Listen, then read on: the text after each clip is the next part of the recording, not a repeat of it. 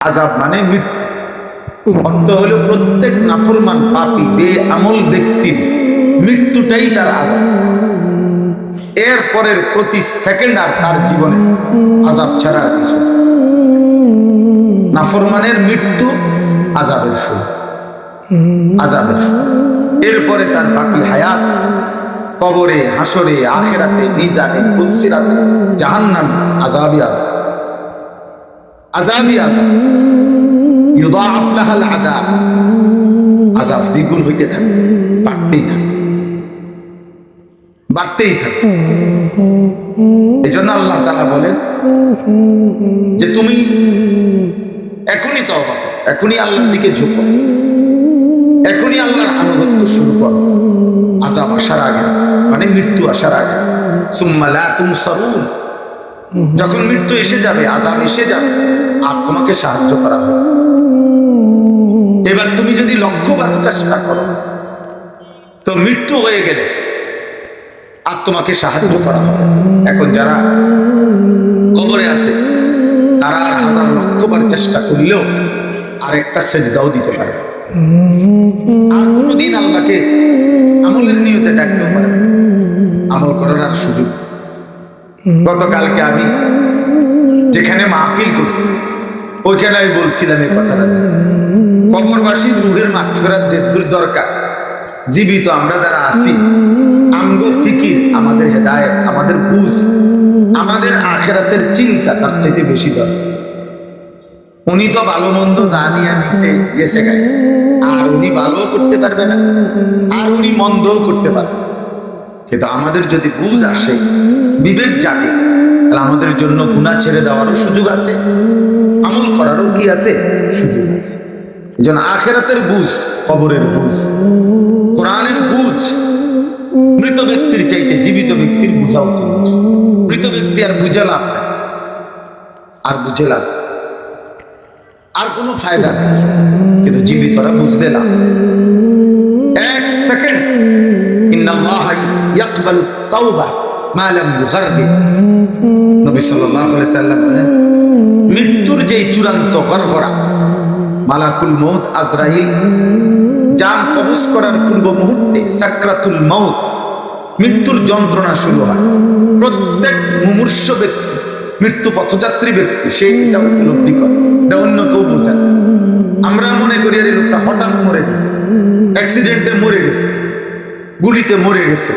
না, প্রত্যেক ব্যক্তি মৃত্যুর পূর্ব মুহূর্তে আজরাইল মালাকুল মউত জান কবজ করার পূর্বে সাকরাতুল মউত হয়। মৃত্যুর একটা যন্ত্রণা, মৃত্যুর যন্ত্রণা।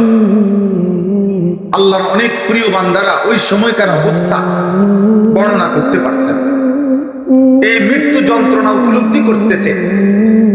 ঠিক তখনও ওনারা বলতে পারছেন আল্লাহর দয়া, যে আমার এখন কেমন মনে হচ্ছে, কিন্তু এটা সবাই বলতে পারে না। কিন্তু প্রত্যেকেরই মৃত্যু যন্ত্রণা। ওয়াজাআত সাকরাতুল মাউত বিল হক, আল্লাহ তাআলা বলেন সত্য সত্যই বান্দা মৃত্যুর যন্ত্রণা আসবেই আসবে।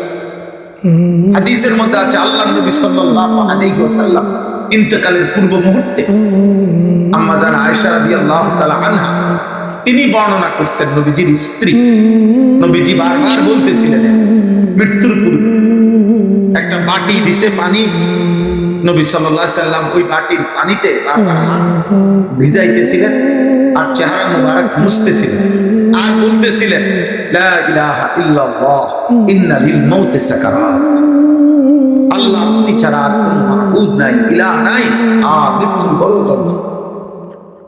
এই কথা নবীজি বলতেছিলেন। নবী সাল্লাল্লাহু আলাইহি সাল্লাম দোয়া করতেছিলেন, আল্লাহুম্মা আইন্নি আলা সাকারাতিল মাউত, আল্লাহ মৃত্যু যন্ত্রণার এই মুহূর্তে আমাকে সাহায্য করো। নবীজি বলতেছেন, হাদিস বিশুদ্ধ হাদিস, আল্লাহুম্মা হাফিন আলাইয়া সাকারাতিল মাউত, নবীজি বলতেছিলেন আল্লাহ আমার মৃত্যু যন্ত্রণা সহজ করে। তাহলে এটা তো তিনি বলতে পারতেছিলেন, কিন্তু পৃথিবীর সাধারণ মানুষ এটা বলতে পারে, কিন্তু মৃত্যুর যন্ত্রণা বড় কঠিন যন্ত্রণা। তো বলতেছিলাম যে একজন বিখ্যাত সাহাবী আমর ইবনুল আস, এই ওনার কথা থেকে চলে গেছিলাম। আমর ইবনুল আস রাদিয়াল্লাহু তাআলা আনহু অনেক বড় সাহাবী ছিলেন, মিশর বিজেতা। সাহাবাদের মধ্যে উচ্চ মাপের সেনাপতি যারা ছিলেন, যোদ্ধা, তার মধ্যে উনি একজন, এবং অত্যন্ত বিচক্ষণ মানুষ ছিলেন। আমর ইবনুল আস বীর যোদ্ধা ছিলেন সাহাবাদের মধ্যে। তো এই সাহাবী ওনার মৃত্যুর সময়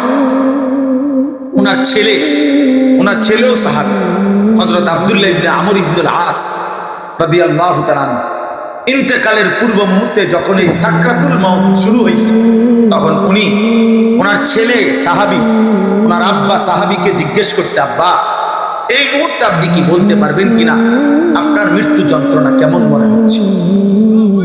তখন আমর ইবনুল আস রাদিয়াল্লাহু তাআলা আনহু তিনটা কথা বলছে। এই কথাটা শুনেন মনোযোগ, ছেলেরা, বাবা তোমরাও মৃত্যুর মুহূর্তে, ওই যে আমি আযাবের ব্যাখ্যা দিচ্ছিলাম, যে আমর ইবনুল আস রাদিয়াল্লাহু তাআলা আনহু বলেন তিনটা কথা বলছে, যে বাবা প্রথম কথা হলো মৃত্যু যন্ত্রণাটা আমার কাছে কেমন মনে হচ্ছে। এক, আমার মনে হচ্ছে আসমানটা জমিনের উপরে ভাঙা পড়ছে, আর আমি আমর ইবনে আস আসমান ও জমিনের মাঝখানে চ্যাপ্টা হয়ে গেছে। দুই, আমার মনে হচ্ছে পৃথিবীর সবগুলো পাহাড়, খোদার কসম বাবা, মৃত্যু যন্ত্রণার এই মুহূর্তে, আজরাইল জান কবজ করার এই পূর্ব মুহূর্তে আমার মনে হচ্ছে কান্না জিবালাত দুনিয়া আলা সাদরি, এই জগতের সবগুলো পাহাড় একসাথে আমার বুকের উপরে চাপ দিয়ে রাখছে। ওয়াকান্নি আতানাফাসু মিন সাকবিল ইবরা, আর আমি যেন সুইয়ের ছিদ্র দিয়ে আমার শেষ একটু একটু নিঃশ্বাস বের হইতেছে।